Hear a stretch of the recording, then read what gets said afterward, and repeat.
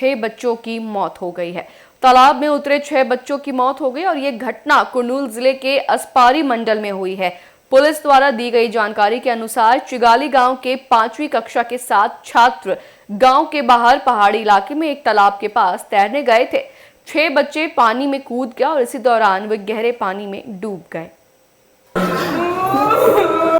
ఇద్దరు చనిపోయినారు సార్ సొంత మామ టోటల్ 6 మెంబర్స్ అంటున్నారు చిగలి గ్రామం ఆస్పరి మండలం నీళ్ళలో పడి చనిపోయినారు చిగలి sir school outside sir school out side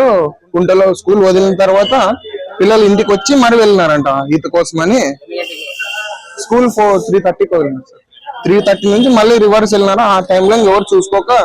బట్టలు కనపడింటే ఊర్లో నుంచి తీసుకొని వచ్చినారు వెంటనే ఎవరికి వాళ్ళు వాటర్ ఉండడంతో రెగ్యులర్గా అక్కడ ఈతకి వెళ్తున్నారు పాఠశాల సమయం తర్వాత